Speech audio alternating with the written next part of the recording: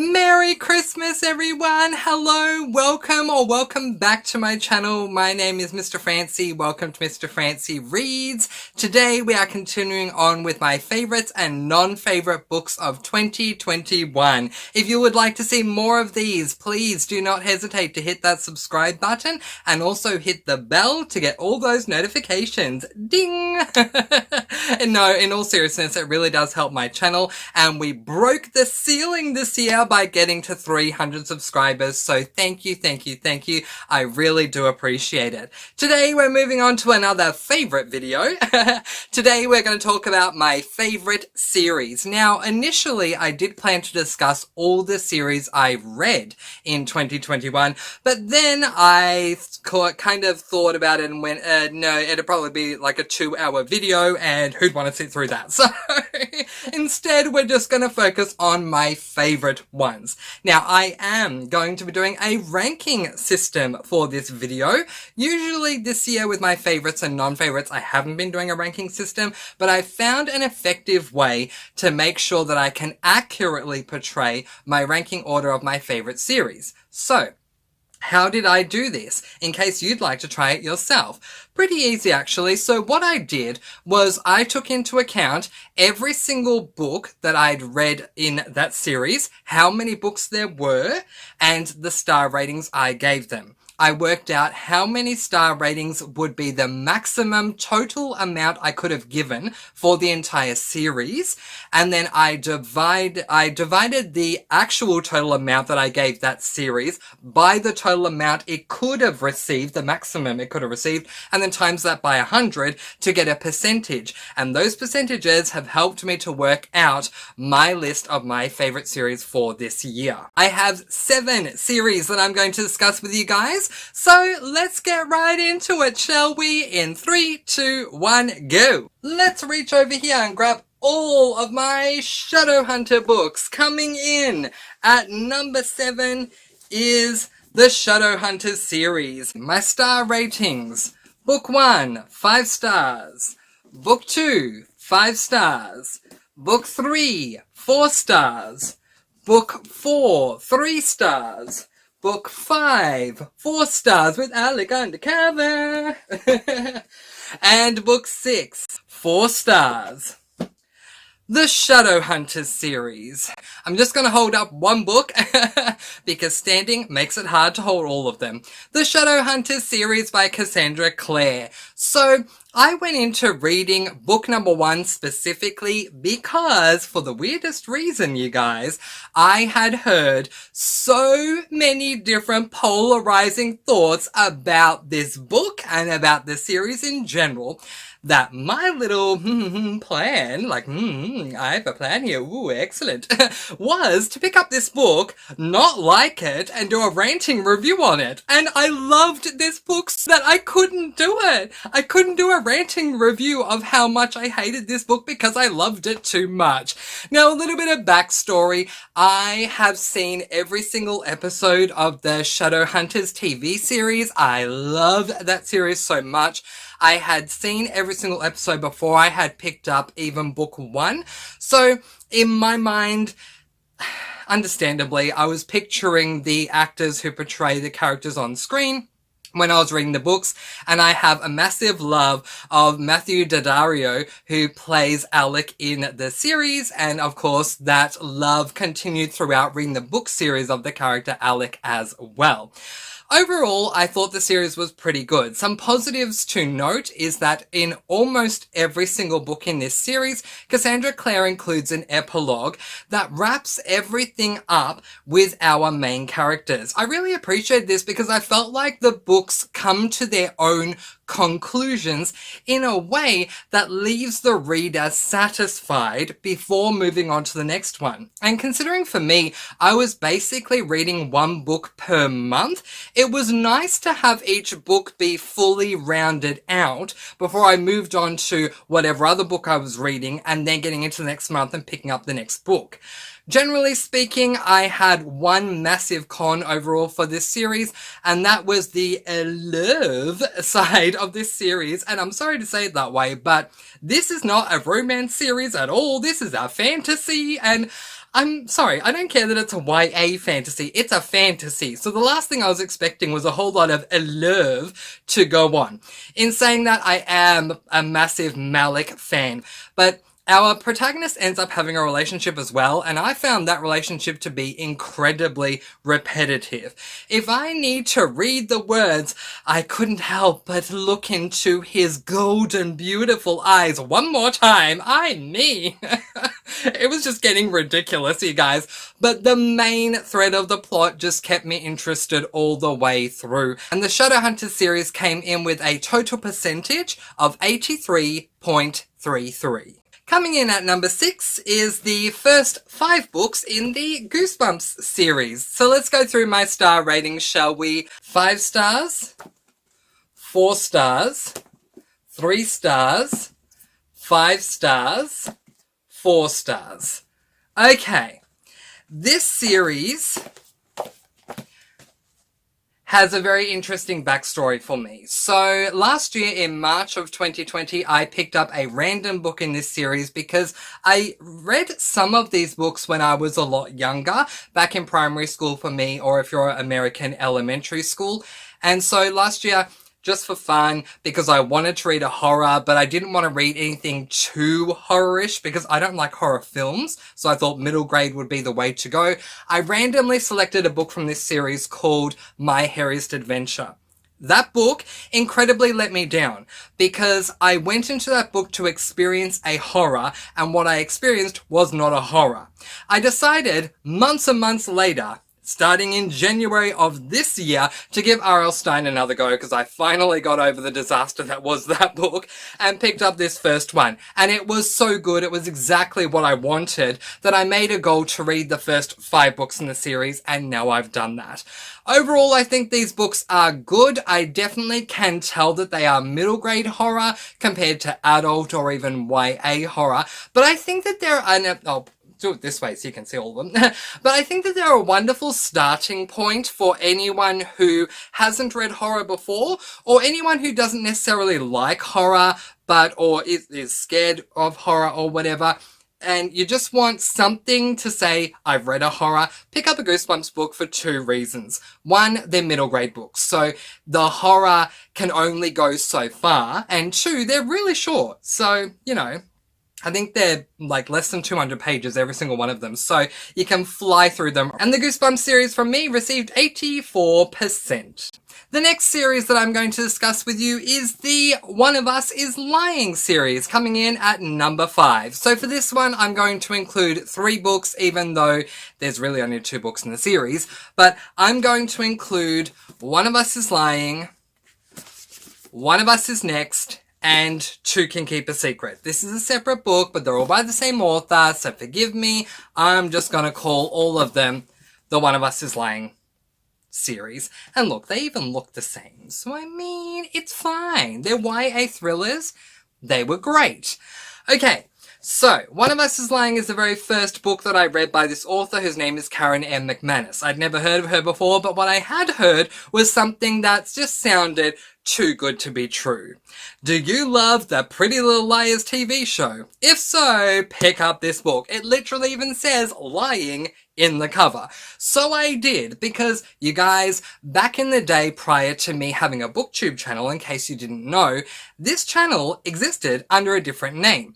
It was, here's the secret for you, a channel called, get this, Comment below and let me know. Yes, because Mr. Francy was so original.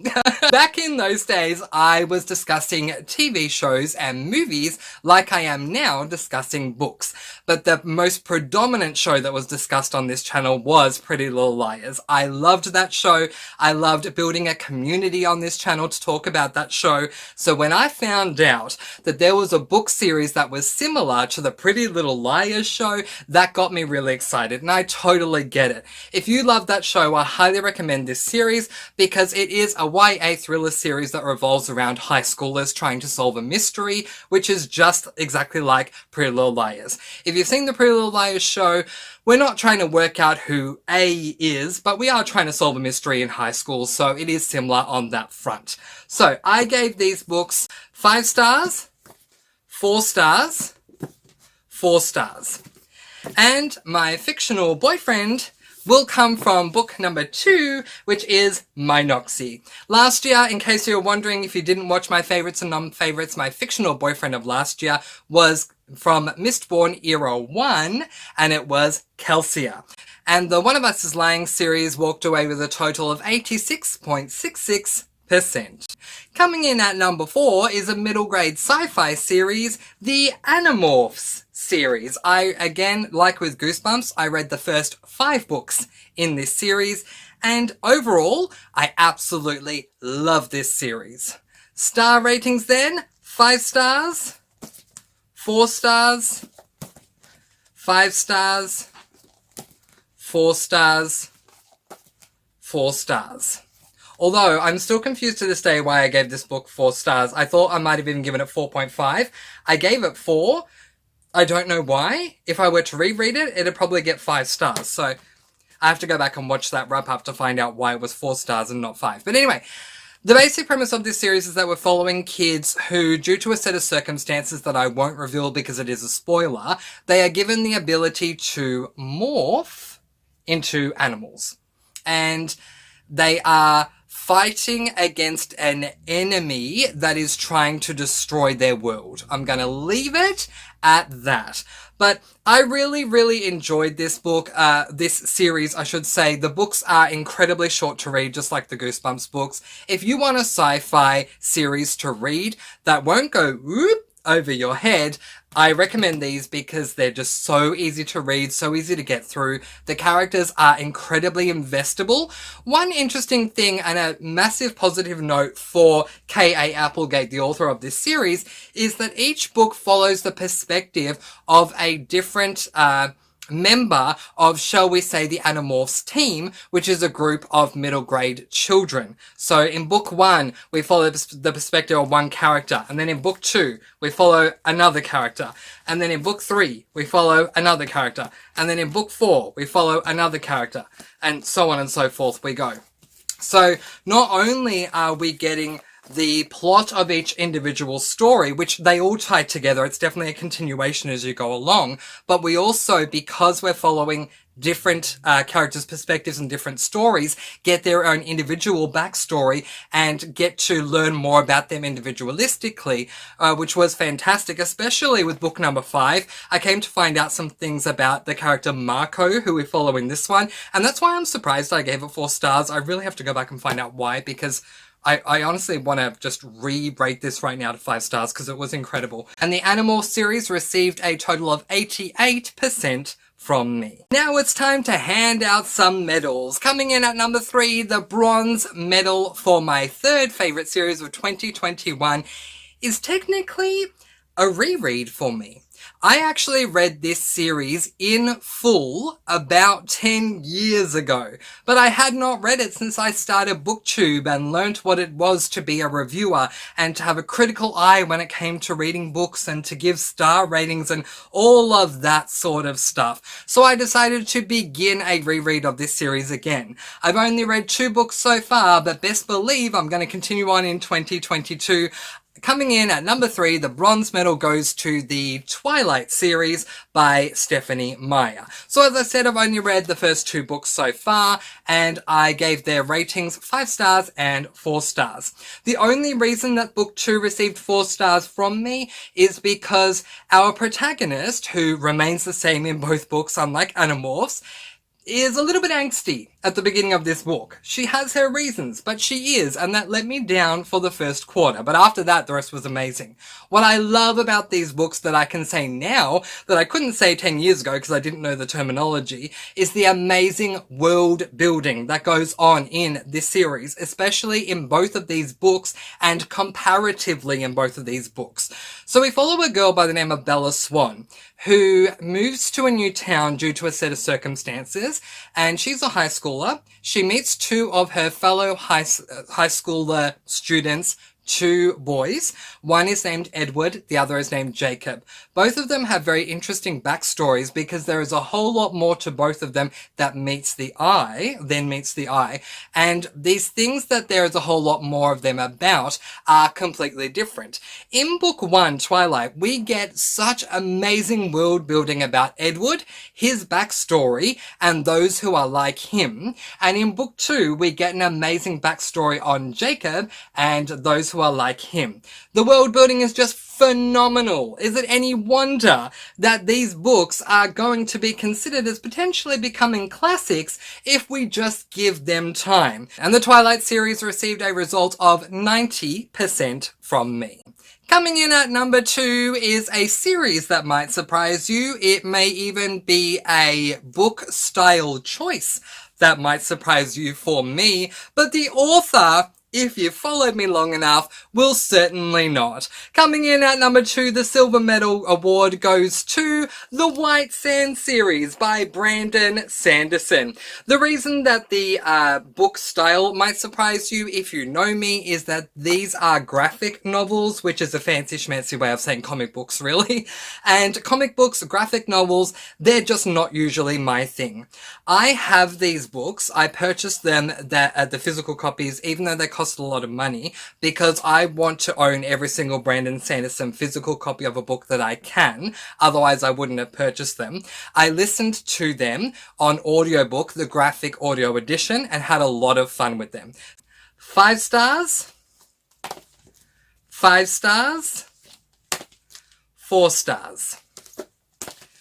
This series is a whole lot of fun. So if you don't know, Brandon Sanderson is a very world-renowned, famous author of fantasy, and some say that he is the present-day, living, current version of J.R.R. Tolkien, and I definitely agree with that. While I didn't really appreciate or enjoy Lord of the Rings, and I pretty much stand alone on that, I see what people mean. Brandon Sanderson has been absolutely groundbreaking during his time, which includes now, for the fantasy genre. All of his fantasy books in the Cosmere universe, which this series is part of, revolves around some sort of a hard magic system. In other words, we know everything about the magic system, how our characters access the magic, what the magic can do, and what its limitations are. The magic system in this series is manipulation of sand, so being able to pick up a whole bunch of sand and do something with that sand that is absolutely incredible. I loved these 3 books. I mean, my dear friend Mr. Brando Sando, he always takes me on a journey, and these were no exception. So much fun. Silver Medal, White Sand series. The White Sand series received a result of 93.33%. Before I get to the number 1 series for me for 2021, I do want to make the point that the number 1 series for me received the exact same percentage result as White Sand. It's just that when I think about them, when I have 2 results that are exactly the same, then it becomes an emotional decision for me to break that tie. Coming in at number 1, the Mr. Francy Reads Gold Medal Award for my favourite series of 2021, without a shadow of a doubt, goes to The Nevermore series by Jessica Townsend. Okay, let's go through my star ratings. Nevermore, Book 1, 5 stars. Wondersmith, Book 2, 5 stars. Hollowpox, Book 3, 4 stars. Exact same ratings as I gave White Sand. Okay.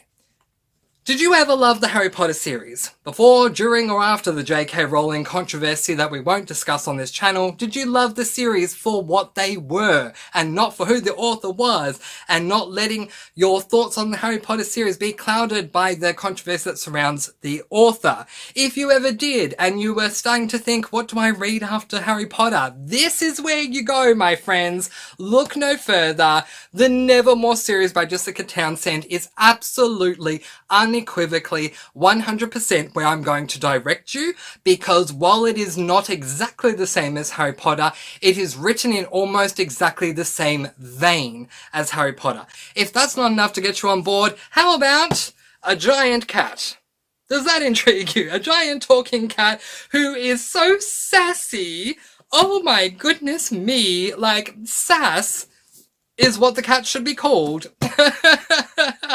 This series is just absolutely fantastic. Jessica Townsend, her surname may be Townsend, but to me, she is a godsend. Special shout out to Jessica from Lady Lovestead Reads, who read all of these books with me. We did a buddy read together, and we had so much fun. Love this series, and that's why it came in at number 1 for me. But that is it. Those are my top 7 series for 2021. What were your top series for 2021? Let me know in the comments below. The next video you will see from me is another one of my favorites and non-favorites type videos for the year. So if you want to make sure that you catch all of these videos, don't forget to hit that subscribe button. Thank you to everyone who has subscribed so far. And of course, hit that notification bell with all those notifications, ding, to ensure you don't miss any of the future videos that I do put out. But in the meantime, that is where I am going to leave it. I hope you're all having an incredibly merry December and enjoying this holiday season. And of course, happy reading!